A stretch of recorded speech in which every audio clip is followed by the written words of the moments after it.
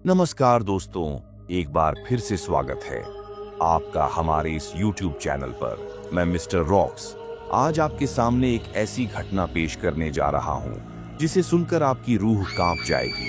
लेकिन वीडियो में आगे बढ़ने से पहले आपसे एक निवेदन है कि आप इस वीडियो को अभी लाइक कर दें और इसे अपने दोस्तों के साथ शेयर करें। यह घटना आज से लगभग 4 साल पहले मेरे दोस्त आदित्य के साथ घटित हुई थी, जिसने नए शहर में अपने सपनों का घर लिया।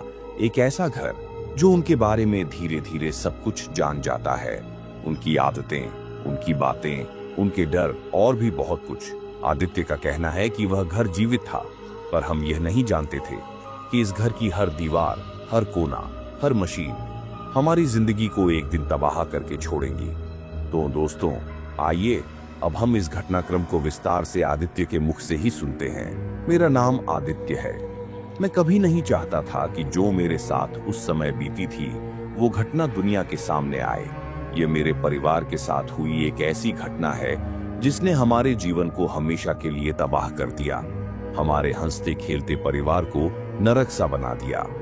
हमारे परिवार में मैं, मेरी पत्नी समीरा, हमारा बेटा आयुष और बेटी अन्वी, हम दिल्ली में एक पुराने किराए के अपार्टमेंट में रहते थे।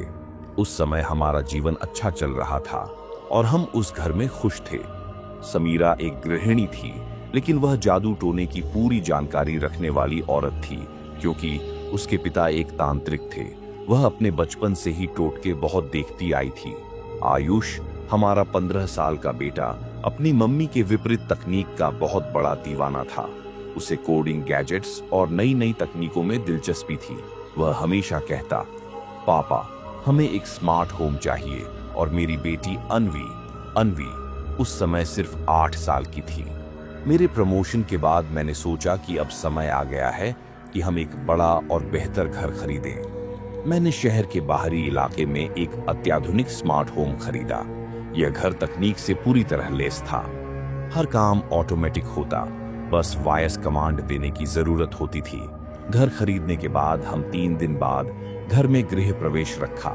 उस घर ने हमारा स्वागत करते हुए ऑटोमेटिक लाइट्स ऑन की। उसकी लाइट्स काफी सुकून देने वाली थी। हम उस दिन काफी थक चुके थे, क्योंकि पूरे सामान को घर में अच्छी तरह शिफ्ट किया गया था।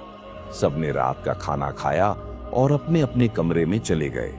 लगभग 8-10 दिन तक सब कुछ अच्छा चला।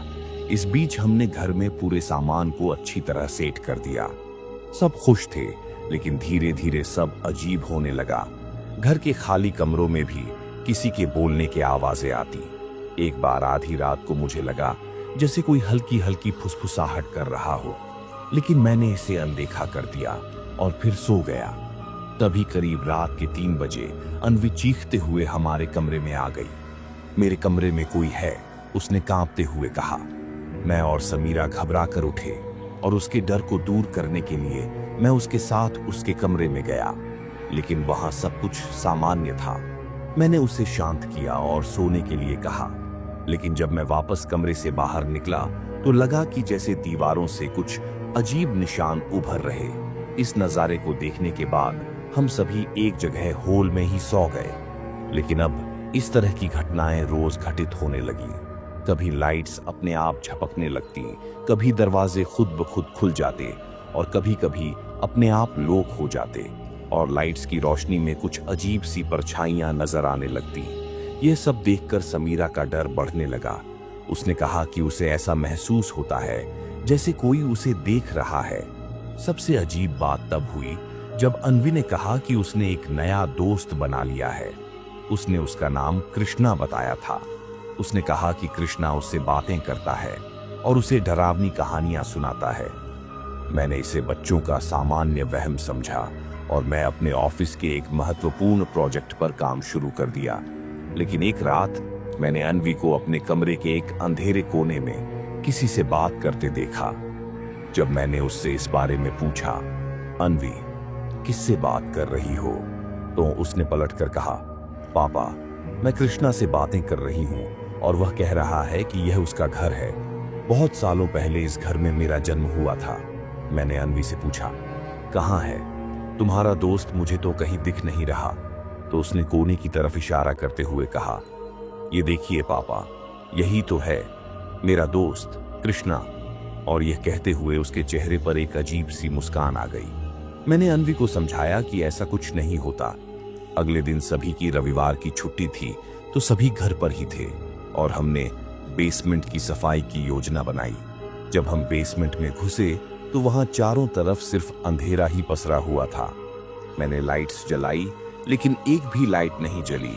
तो मैं अपने फोन की फ्लैश लाइट से ही चारों तरफ देखने लगा। पूरा सामान इधर उधर बिखरा पड़ा था और वहां से अजीब सी दुर्गंध आ रही थी। तभी आयुष ने बेसमेंट में एक अजीब चीज देखी। वहां पुराने काले कपड़े, एक माला और कुछ धूल से ढके तांत्रिक चिन्ह थे। उसने मुझे बताया, लेकिन मैंने इसे अनदेखा कर दिया।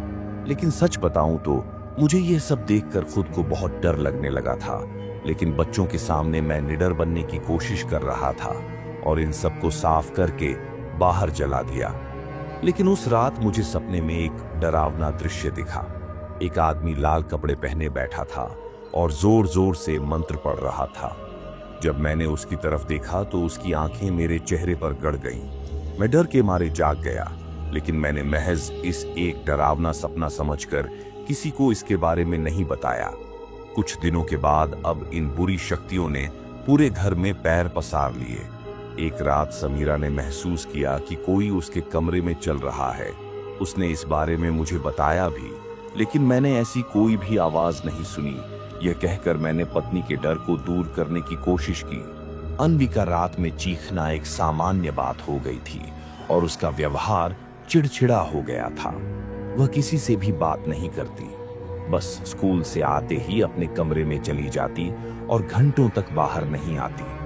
आयुष ने अपने स्कूल के काम के लिए एक पेरेंट्स के साथ वीडियो रिकॉर्ड किया, लेकिन जब हमने वीडियो देखी तो हमारे पैरा तले से जमीन खिसक गई। उस वीडियो में हमारे अलावा 4 और चेहरे थे जो काफी भयानक और डरावनी मुस्कान लिए हमारी तरफ घूर कर देख रहे थे। ये सब देखकर हम समझ चुके थे कि कुछ तो है इस घर में जो हमारे साथ ये सब कर रहा है। इन सब घटनाओं से परेशान होकर मैंने अपने पड़ोसियों से उस घर के इतिहास के बारे में पूछा, तो उन्होंने कहा कि यह घर पहले एक तांत्रिक का था।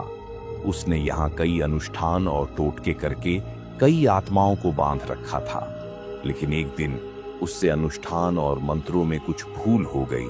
इससे वे बंधी बनी आत्माएं आजाद हो गई और उन्होंने उस तांत्रिक को मौत के घाट उतार दिया।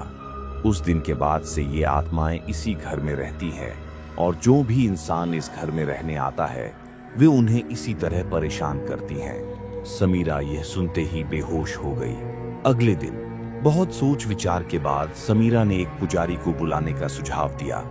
पुजारी ने कहा कि यह जगह शापित है। उसने पूरी सामग्री के साथ पूजा शुरू की। जैसे ही अनुष्ठान प्रारंभ हुआ, घर के दरवाजे खुद ब खुद लॉक हो गए। फर्श पर किसी के चलने की खटखटाहट सुनाई देने लगी और घर की स्मार्ट होम की स्क्रीन पर खून से सने निशान उभरने लगे।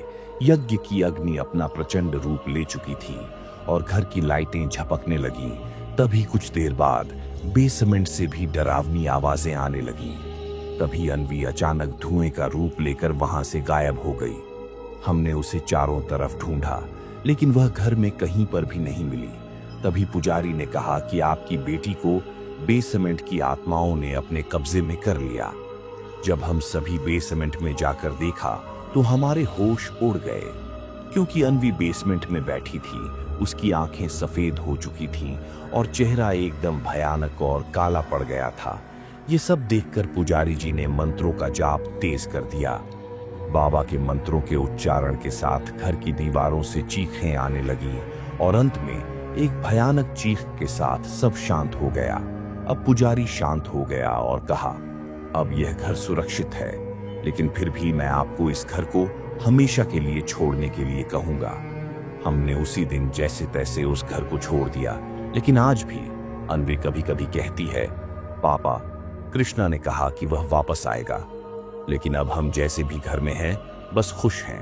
तो दोस्तों, ये थी आदित्य और उसके परिवार की कहानी, जो एक स्मार्ट होम में रहने की चाहत ने उनकी जिंदगी बदल दी। ऐसी घटनाएं हमें यह एहसास दिलाती हैं कि तकनीक और आधुनिकता के पीछे छिपे अतीत के काले रहस्य हमें कैसे प्रभावित कर सकते हैं।